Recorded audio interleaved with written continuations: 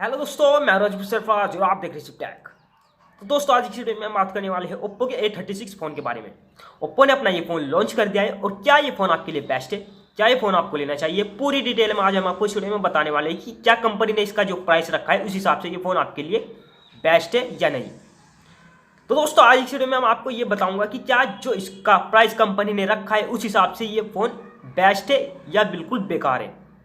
पूरी डिटेल में आज हम आपको इस वीडियो में बताने वाले हैं। उससे पहले मैं आपको बता दूं, ओप्पो जो है अपने एक के बाद एक फ़ोन लॉन्च कर रही है। रियलमी, एमआई और वीवो को टक्कर देने के लिए अपने फ़ोन उतार रही है। तो दोस्तों, वीडियो में बने रहे, वीडियो पूरा देखें और वीडियो पसंद आए तो लाइक करना बिल्कुल भी ना भूलें। चलिए शुरू करते हैं आज की वीडियो। तो दोस्तों, अगर हम ओप्पो A36 की डिस्प्ले की बात करें तो दोस्तों इस फोन में आपको 6.5 इंच की LCD HD प्लस डिस्प्ले आपको इसमें देखने को मिलती है। वहीं अगर हम इस फोन के रेजोल्यूशन की बात करें तो दोस्तों इस फोन में आपको 1600 गुना 720 पिक्सल का आपको इसमें रेजोल्यूशन देखने को मिलेगा। वहीं अगर हम इस फोन के रिफ्रेश रेट की बात करें तो दोस्तों इस फोन में आपको 90 हर्ट्ज का आपको इसमें रिफ्रेश रेट, साथ ही आपको इसमें 180 हर्ट्ज का आपको इसमें टच सैम्पलिंग रेट भी आपको इसमें देखने को मिलता है, जो कि आपको एक डिस्प्ले के हिसाब से अच्छी बात मानी जाती है। वहीं अगर हम इस फोन के प्रोसेसर की बात करें तो दोस्तों इस फोन में आपको क्वालकॉम का स्नैपड्रैगन 680 का आपको इसमें स्नैपड्रैगन के साथ आपको इसमें प्रोसेसर देखने को मिलता है।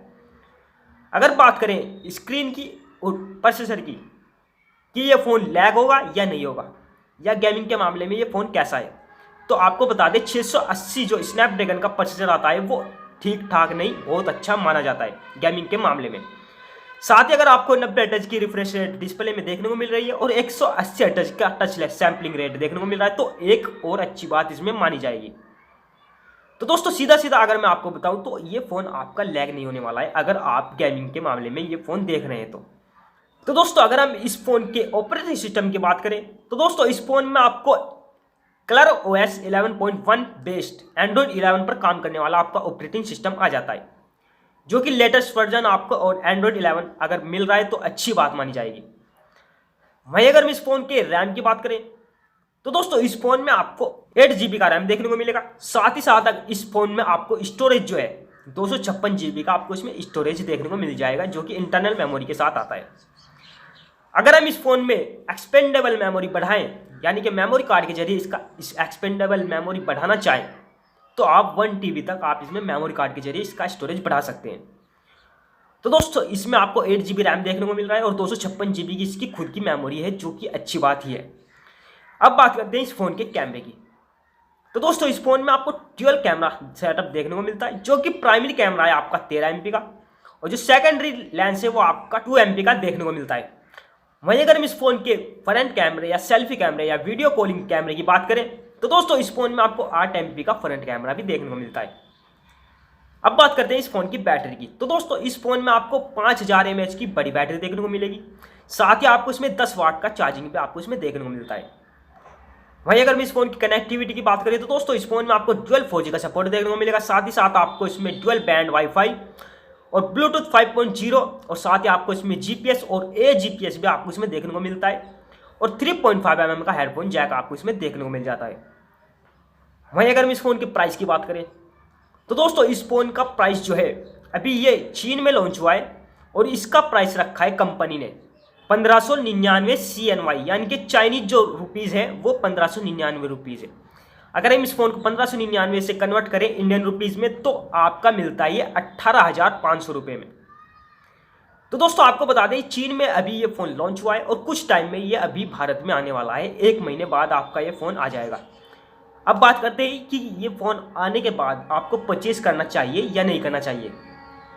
तो दोस्तों आपको बता दें इस फ़ोन को आपको परचेज कर लेना चाहिए, क्योंकि इसमें आपको 18,500 में 8 GB रैम आपको इसमें देखने को मिल रहा है। जो कमी दी गई है वो आपका कैमरे के मामले में दी गई है। इसमें आपको 13 MP का प्राइमरी कैमरा मिल रहा है, जो कि अच्छी बात नहीं मानी जाएगी। बाकी आपको प्रोसेसर भी आपका अच्छा माना जाएगा और जो डिस्प्ले है वो भी आपको अच्छी देखने को मिल रही है। साथ ही साथ आपको इसमें बड़ी बैटरी देखने को मिल रही है 5000 mAh की और 10 वाट का आपको इसमें चार्जिंग भी देखने को मिल रहा है। उस कंपनी ने दावा किया है इसमें आपको 20,000 बार आपका इसमें USB प्लग करके देखा है तो उसमें कोई कमी नहीं आई है और 1,50,000 बार इसका वॉल्यूम बटन ऑन ऑफ करके देखा है, वो उसमें भी कोई दिक्कत नहीं आई है। और 5 लाख बार इसका पावर बटन इसका ऑन ऑफ करके देखा है, उसमें भी कोई दिक्कत या प्रॉब्लम नहीं आई है। तो दोस्तों सीधा सीधा अगर मैं आपको इसको सजेस्ट करूं तो ये फ़ोन आपके लिए बेस्ट हो सकता है, क्योंकि आपको इसमें 18,500 में 8 GB रैम आपको इसमें देखने को मिल रहा है और 256 GB की इसकी स्टोरेज है खुद की। तो सीधा सीधा मैं आपको बताऊं 18,500 में ये बेस्ट फ़ोन आपको मिल रहा है। वही अगर आपको इसको कंपेयर करें 5G फ़ोन से, तो 5G फ़ोन अगर आप परचेज करना चाहते हैं तो उसमें आपको कम रैम देखने को मिलता है और इसमें आपको 8 GB रैम देखने को मिल रहा है और प्रोसेसर 680 आपको इसमें देखने को मिल रहा है, जो कि स्नैपड्रैगन का 680 प्रोसेसर जिस फ़ोन में आ जाए उसकी तो बल्ले बल्ले है। तो दोस्तों आई होप आपको ये वीडियो पसंद आई होगी। वीडियो पसंद आई है तो लाइक कर दीजिए, चैनल सब्सक्राइब करना बिल्कुल भी ना भूले और बेल आइकन दबा दीजिए, क्योंकि मैं ऐसी टैक्स से रिलेटेड वीडियो लेकर आता रहता हूँ और मोबाइल के रिव्यूज़ भी करता रहता हूँ। उनकी अच्छी बुरी बातें वो आपके सामने रख देता हूँ। तो मैं मिलता हूँ आपको नेक्स्ट वीडियो में, तब तक के लिए जय हिंद।